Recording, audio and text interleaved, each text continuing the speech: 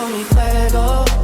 93 like me. Fire in the sheets, spending summers on the sea. It's okay though, she know way home. Better feel life on the day. CD6 for that information. This is what you come to us for, chat. Water sprinkling trailers is what they're called. But screw that. It is water wheelie thing for me. That's way better. I'm sorry. Water wheelie thingies and statistics about poonage driving. And that's what we got for you. And we also have our final game of the evening. Third game on Miramar. It has been the Dodge and SONIQS show thus far. Will we get a third winner here tonight? It's I know we were talking about it last game. All right, but it's the exact opposite of last time. We had 6 different winners moving into, or technically we had 5 moving into this game last week. And this time around, can anybody else get close to it is really the big factor that we're looking at. It always feels like anytime somebody gets ahead of SONIQS, they immediately get the next round. And if SONIQS gets this next round, I don't even know what's going to happen. Circle does pop, and that's a little bit different than I think everybody was expecting. Friendly right now with the way that the circle's set up. Well, I mean, SSG has a lot riding on this thing, man. If they can get, I mean, you see them down there in 15th place, right? If they can get something this weekend, I mean, keep in mind, this is the team that finished second at ESL, right? So they had 120 PGC points already going into this. But if they could pick up another nice little stack to go along with this, that would be, it would be huge. So we'll see if they can maybe pull something out here. They're going to find a kill on a Necro right off the bat. We'll see if they can get the flush. But look at this. Again, Rusty Zera just in that weird off angle that nobody is expecting. Now getting into a little bit more of an awkward position as it looks like Execs might have an idea on where we see the positioning coming out. Roth off in the distance as well as Civ pretty close. Going to get spotted out. Civ trying to juke it out, but he's going to go down as well. Getting a little bit more problematic to go, but Execs gets spotted out in the distance. It's going to be sharp shot. And it is just exchange upon exchange between everybody. And look, at range, it's going to be Tiggleton taking shots. What a weird fight, dude. I mean, this is just the weirdest possible fight. Okay, can you still just killed Tig? Bro. Just Tig. Cheeky lad. Just you already got the most kills. Let somebody else have one. Well, there you go. There's some damage charts as he is also spot. How does he even see this, man? Dude, I need to get LASIK, like, so bad. Or something. I don't know. I mean, you should obviously be able to afford it, right? You got more than $5,000 in the bank. Just go buy you some LASIK, Poro. Not anymore. I just bought a car. But yeah, you go. Headshot damage. Shrimsy up at the top there. Tiggleton actually in third. So there you go. We finally see something that Tiggleton is not at the top of the leaderboard here for SONIQS. Do enjoy seeing that 355 pelvis damage. Everybody knows what I like to call that. If you don't, look it up. Because I can't say it here. We're not knocked low enough to go down to the blue just yet, though. Still early circles, so we got a little bit of time to do the dance inside the blue. Well, Senpai realizing the fact that he doesn't want to take the most obvious approach into the way that Los is playing this, but really limits the way he can get vision on what's happening inside this. Molotov, though, I mean, Los just has a read for what's going on. This is a nice Molotov kick, and there we go. Los going to be able to be the victor out of this one, and now going to have to make his way to the Merry Circle, where he's going to have Enrage in 303 and a touch of a firefight. Gas cans, though, and a touch of trouble. Yep, SONIQS actually pushing out into the road to go for these nades on top of gas cans, and they actually find a couple of kills off of 3 in the bag already. Mayim actually manages to make it back from the road as well. Let's take a few shots at Veritas and Tiggleton, of course. Does that man ever miss a shot? We try not to talk about SONIQS all the time, guys, but they're just such a catalyst in everything that's going on, especially from this position. They've got good vision on what's going on with Veritas, with gas cans on 22. They can really influence a lot of what is happening. Meanwhile, Akreshe on the outside of this was trying to make a long rotation around. Gas can's last member, Nico, is very aware of the threats around him and how problematic it could be. Doesn't even have really hard cover to play with. That's the problem with these oil derrick locations, is you've got the outer walls, but there is no, like, directed safety. With having round cover in a position like this, there's always going going to be some angle that you can't be protected from. Yeah, it ain't great. I mean, fortunately, SONIQS did most of his work for him in doing the damage onto Veritas, and that was just a quick and easy pickup for Nikos. Ethan still alive for Veritas. He's coming in from the hard north side, 22. Meanwhile, just hanging out. As we see Akreche, they did lose V8Z King to the blue zone, and you can see how damaged they are coming in, and Latin Dominus going to be taking shots over in that direction. Haven't landed them yet, but boy, Akreche is low. Latin Dominus sent 2 into the circle, wanting to make sure that they secure that. This is a little bit of confidence coming out from the remaining duos. It looks like they might have realized this might be a little bit of an overstay, but the problem with it is the fact that they know that they're going to be vulnerable from this angle and have to make sure that they play it. They want to make sure that they secure, I believe, the little bit of a dip that Pippa's already managed to secure. This now opens up more capabilities for Akreche to roll in, but going to get vision on each other. But this little bit of a ridge denying it out, seeing if they can get some spray between them. But it's going to be Kaishin that is taking a ton of damage, trying to retreat, and is going to get knocked by H-Wind. The SONIQS are everywhere. You never want to have to ride in the back of the pickup, and Kaishin going to pay the price that time for his hubris. As And1 and Brucho will still try to keep wrapping around, but look at this SONIQS. I mean, they're still red hot right now. I mean, they're hitting everything. Look at the damage. Already 178 for Shrimzy. Mime, almost 100 for himself. I saw Tiggleton was over 200 at this point, so just nutty stuff there as Nikos will try to see if he can maybe find the last shot, but not to be. You know what I would like to start seeing as a potential new stat that I was just thinking about? Take shots fired with total damage and get like I would say like what is it the amount of like percentage damage that you're getting per bullet fired, for lack of a better term. Just like, because it's one thing whenever you're throwing out a bazillion bullets, you know, you get the M249 and you just unload, yeah, you're going to do a lot of damage, but you're also going to miss a lot. I'd love to see how this compares in between the two of them. No, hey, Akreche rolling in, but it's actually going to be Biznaga on another angle that saw him line up and get vision on that. Damn, how did Biznaga get that angle? That was the tiniest little sliver of an angle that he found there from the south side. That's crazy. All right, Enrage, they're coming in from the north. We saw them take they get 3 across the road. Psycho still in the back here, and Los also back there. As now they are pushing into 303. They'll find the opening knock on a T-Blitz, but now it is a trade. And you can see shots coming in from Oath from range as well. Gonna find 311 Junior, or H11 Junior rather. This is just an awkward position for both of these teams to be at, kind of dancing around this specific point. There's the hillside that's going to deny a little bit of vision, but everybody's a little bit hesitant on how they make their move.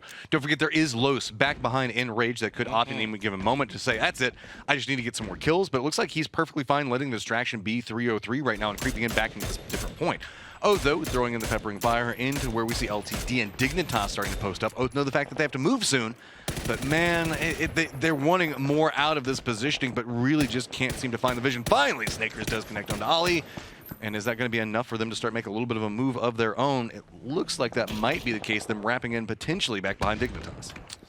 303 still scrapping with Enrage over the ridge line here. Shrimzy again finding the flush onto Nikos. Or that's going to be the kill on Nikos, rather. That was the last player up for Gas Can. So whole team has gone down. Balkan and RDS still working the edges. I think he spotted out Faishka. Doesn't win the 1v1 though. Faishka with 1 HP.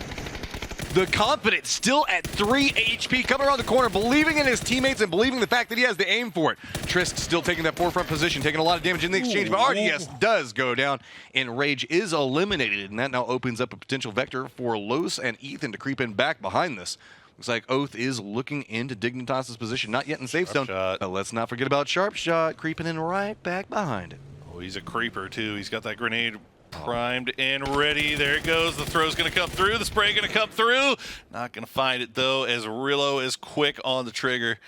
And that will be Oath getting some damage done. But that's not if they had taken a knock there, I think you 100% expect Dignitas to push that. But fortunately for Oath, they managed to dispatch of him quickly and efficiently.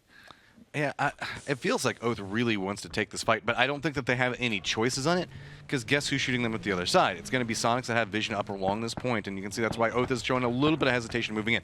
I think that they've got like a smidgen of the safe zone right there, but that's about it. Now they're pincered in between Dignitas and SONIQS with very limited places that they can play. It ain't great.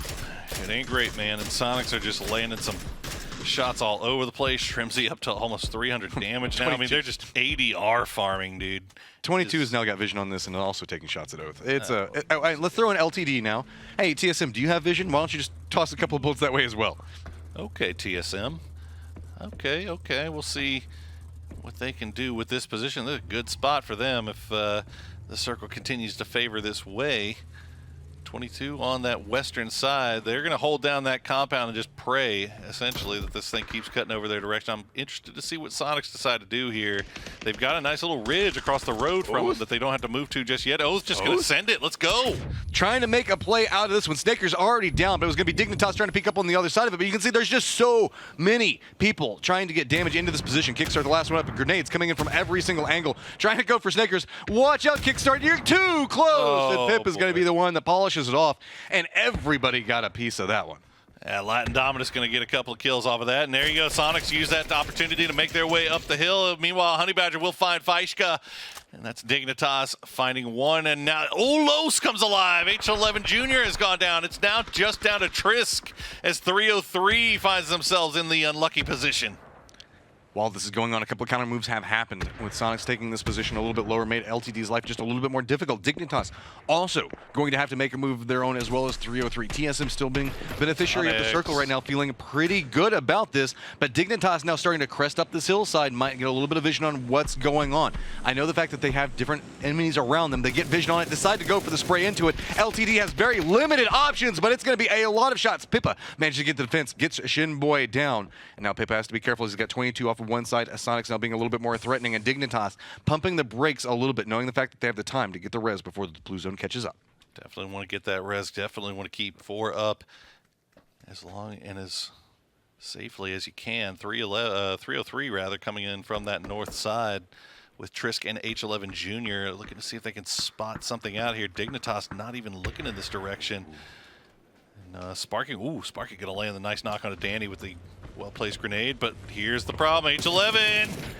Oh, springs up, gets the spin back around, but the moment that we see it, that's going to be H-Man that gets some vision into it as well. Dignitas getting good control over this top area, but they're now having to quickly res and reposition. LTD in a little bit of trouble as we've now got a cluster in the southeast. We're going to have Dignitas, LTD, and SONIQS all right next to each other, whereas TSM, and really whenever we see 22, both in a comfortable point to play from.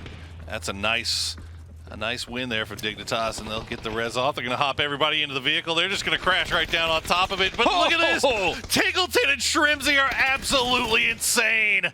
They get 2 knocks as in the 2 seconds that it took them to come down that hill. And here comes SONIQS with the utility push. Dignitas in big trouble. Dignitas trying to at least regroup a little bit, but the swarm that is SONIQS coming in, they don't even care. They're going to walk in for their teammates. All of them thirsty for blood right now, trying to spot it out. And there we go. That's going to be 2 more teams down. It drops us into TSM 22 and SONIQS. SONIQS is just so damn good. I mean, Dignitas gave them a window of literally maybe 1.5, maybe 2 seconds to shoot them out of the car, and they get 2 knocks. I mean, that's just absolutely bonkers.